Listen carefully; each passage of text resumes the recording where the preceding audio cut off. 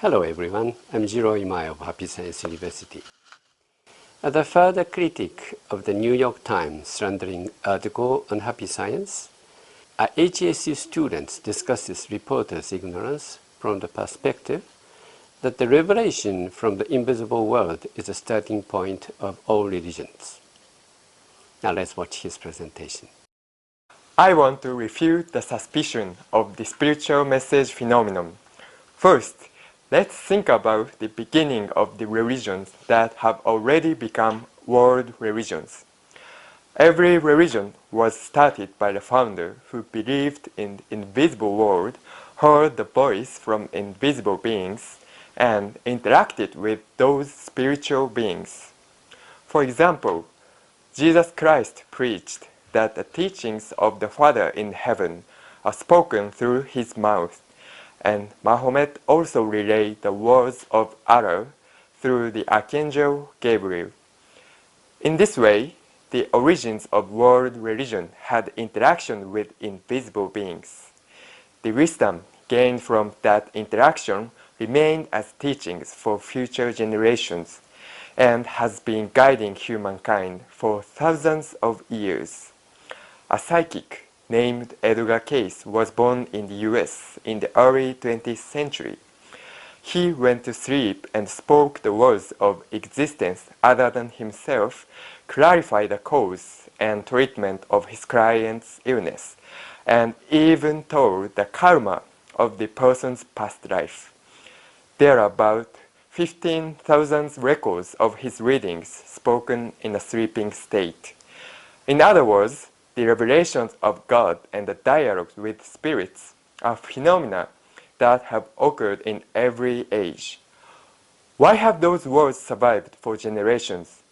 It is because these revelations or spiritual messages contain the truth that deeply touched people's hearts. In the case of happy science, the contents of the spiritual messages conducted by Master Okawa have been revealed in more than 900 books published so far. A wide variety of spiritual beings spoke those messages, ranging from high spirits in heaven to demons in hell. Many of these messages come from famous historical figures that everyone knows.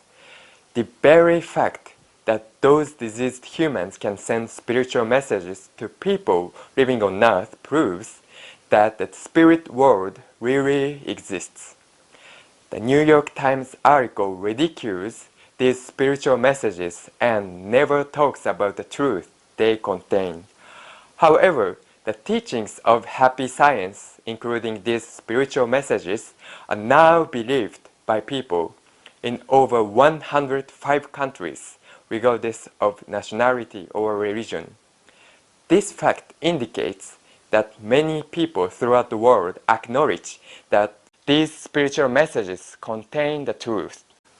The reporter who wrote this article seems to have the prejudice that the motivation for religious activity is making money.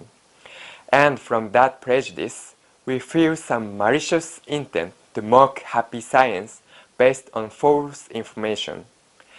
New phenomena are not always understood by the commonly held beliefs of the times.